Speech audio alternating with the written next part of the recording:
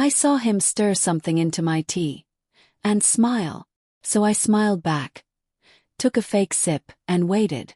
That's when the truth about my marriage started to unravel. My name is Bailey, and everything I'm about to tell you is true.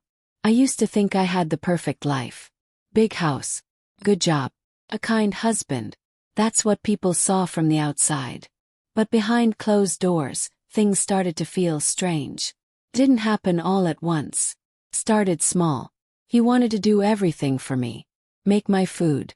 Bring me drinks. Tell me when to sleep. When we first got married, I thought he was just caring. Gentle. Loving. But over time it felt like I was living in a cage. He'd say things like, "Don't worry, I'll take care of that." Or, "You don't need to look at those papers, I'll sign for you." I didn't argue. I trusted him. He was my husband. The person I loved. But something changed. One night I came back from work feeling tired. He said, "Sit down, sweetheart. I made your favorite tea." I smiled and sat on the couch. He walked to the kitchen, whistling a slow tune. That sound still echoes in my head. Then I saw him. From the corner of my eye, I watched as he stirred the tea. But this time, he wasn't just stirring. He looked around first. Then, from his pocket, he pulled out a tiny silver packet. He poured it into my cup. My stomach twisted. My skin felt cold. When he turned around and saw me looking, he smiled like nothing happened. "Here you go, love," he said. I took the tea with shaking hands. I didn't let it show. Smiled. I held the cup. I even brought it to my lips. But I didn't drink it. I just let it touch my mouth.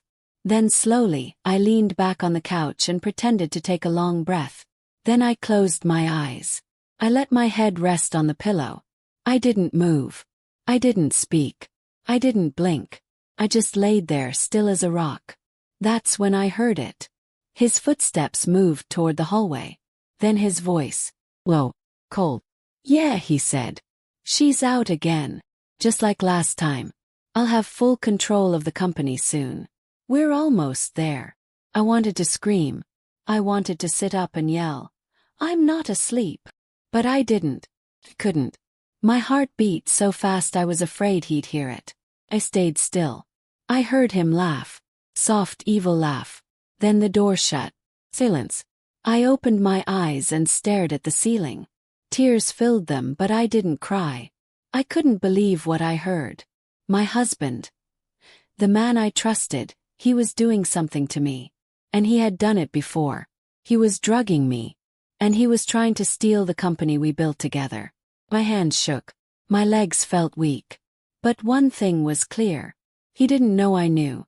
That night, I flushed the tea down the sink when he wasn't looking. I acted tired and went to bed early. I let him kiss my forehead. I didn't flinch, even though my whole body screamed. I lay in the dark, staring at the ceiling. My heart was racing. My brain was spinning. What did he mean again? What had he done to me before? How long had this been going on? What was his plan? I didn't sleep at all that night. The next morning I woke up before him. I went to the bathroom and looked at myself in the mirror. My eyes were red. My face looked pale. But there was something else in my reflection. Fire. I wasn't going to let him win. I wasn't going to run. I wasn't going to cry. I was going to fight. But first, had to be smart. He thought I was weak. He thought I was clueless. He thought I was drugged, helpless, out cold. But that was exactly what I needed him to keep thinking. So I made a plan. Slow, careful plan. One that would give him a taste of his own poison. The next morning I acted like everything was normal. I smiled at him. I let him make my tea. I even thanked him for it. But I didn't drink it. I never would again. I poured it down the bathroom sink when he wasn't looking. I watched the dark brown liquid swirl down the drain like poison washing away. That day I bought a small voice recorder. Looked like a flash drive. Teeny. Black. Easy to hide.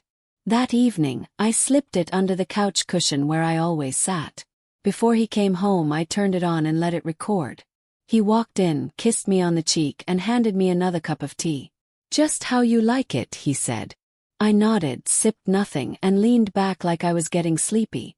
A few minutes later, I pretended to fall asleep again.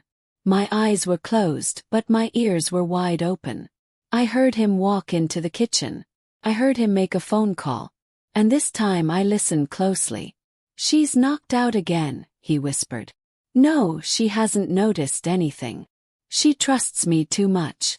I could hear ice clinking in his glass as he talked. I imagined him sitting there, relaxed, thinking he was winning.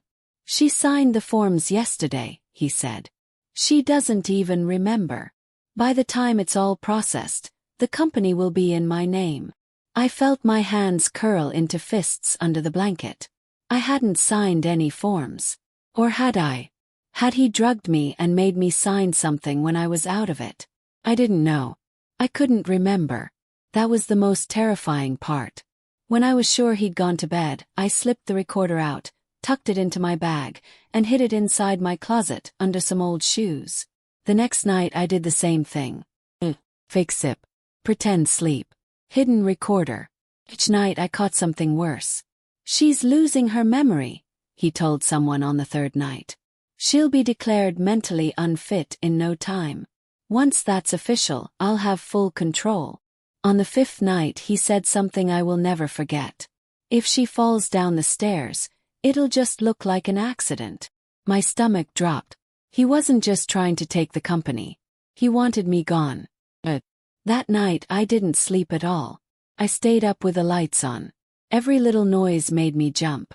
He was lying right next to me in bed, breathing softly, and planning how to end my life. I kept recording everything. Every whisper. Every laugh.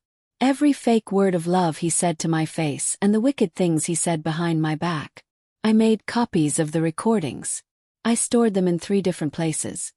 One on my phone, one in my email, and one in a hidden folder on the laptop I kept locked in my office drawer. Had to be smart. I had to be careful. If he found out, I knew he could do something fast. Something final. So I kept smiling. Kept playing the role. The loving wife. The sleepy woman. The quiet little fool.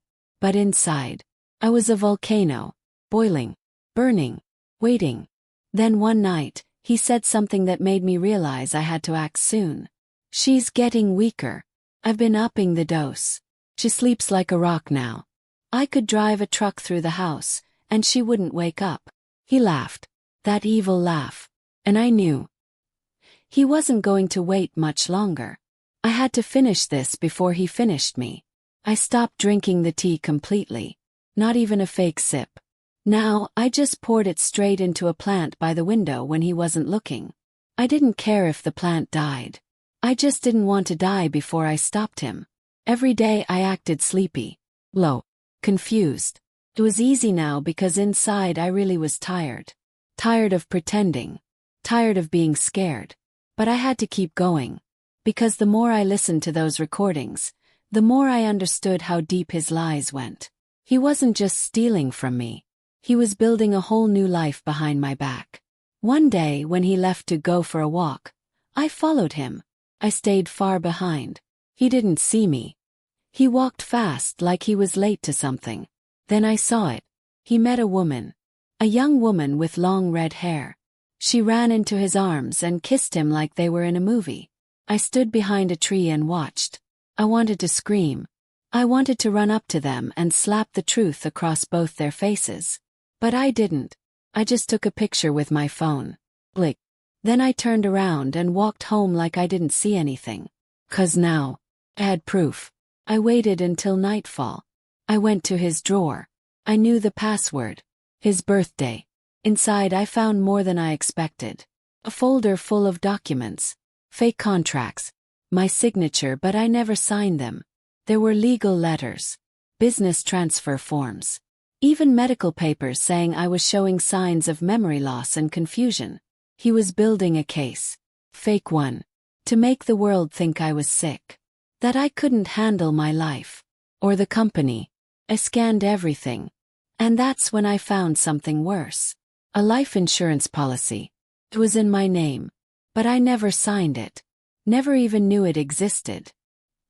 He had listed himself as the only person who would get the money if I died. And the amount? $1 million. I held the paper in my hand and felt the world spin around me. I whispered, "He wants to kill me." Right there. I said it out loud.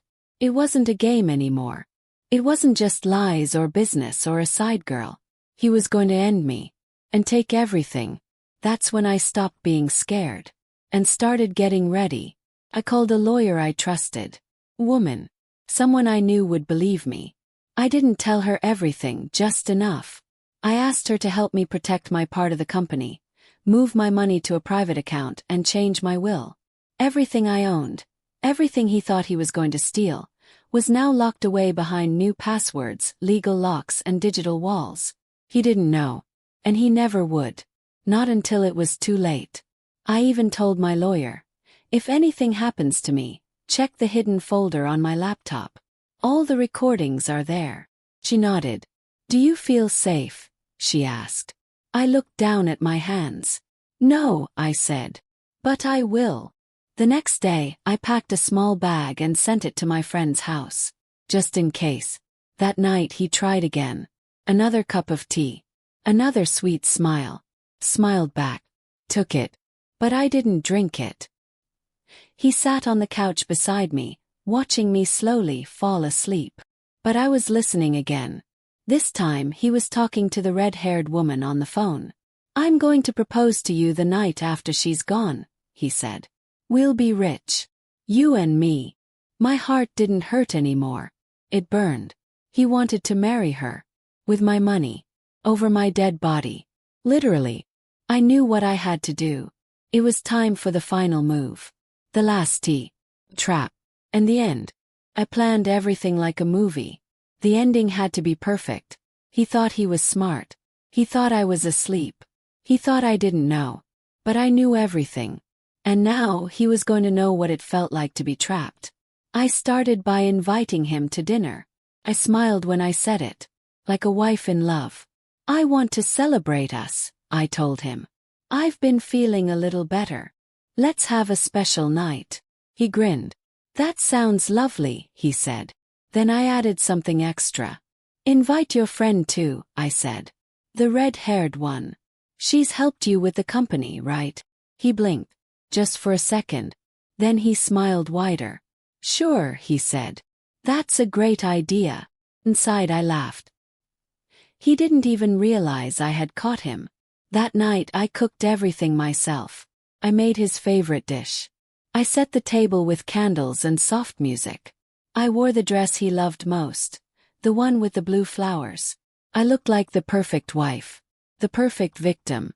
But I wasn't either. I was the storm. I placed a hidden camera behind the photo frame on the shelf. It looked like a normal family picture.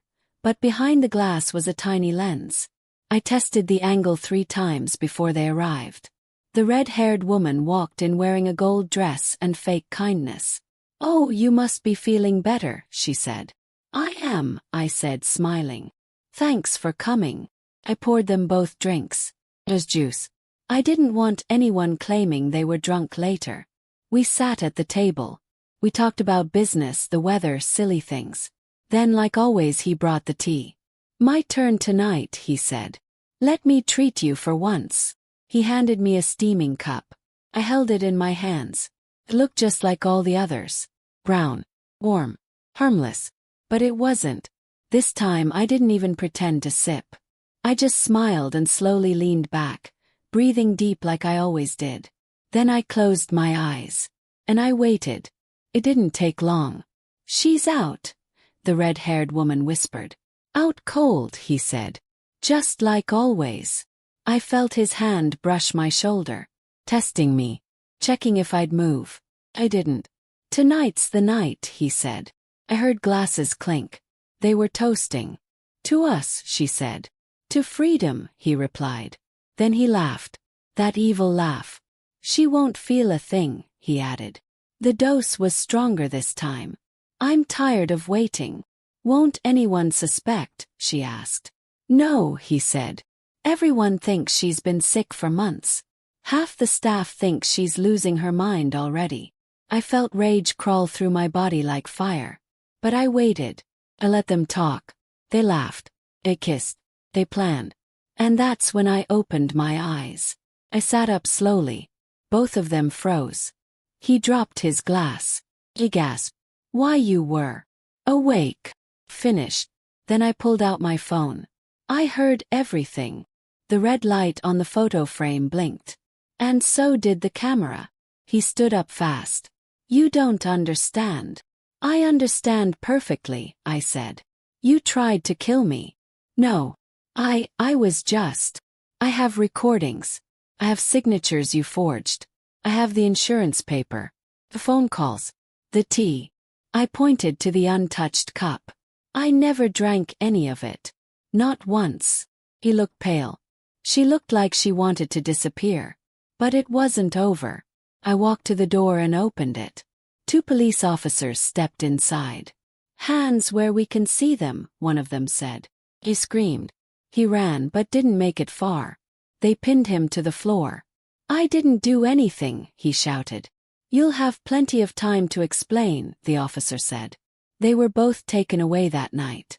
In handcuffs. Fraud. Forgery. Attempted murder. Conspiracy. They tried to ruin me. But I was one step ahead. Always. The next day I released everything anonymously. The video. The audio. Pictures. People all over the world saw what happened. My story went viral in hours. Thousands of women messaged me, saying they finally saw red flags in their own lives. Some even left their toxic husbands after watching. I didn't reply to any of them, but I read every word. Because I wasn't just free. I was stronger. I sold the house. Had too many dark memories. The company. Still mine. The money. And the tea. I make it myself now. Every night. With nothing in it. Just peace. And quiet. And the sound of my own heartbeat. No poison. No lies. Just me. And the fire inside me that never went out.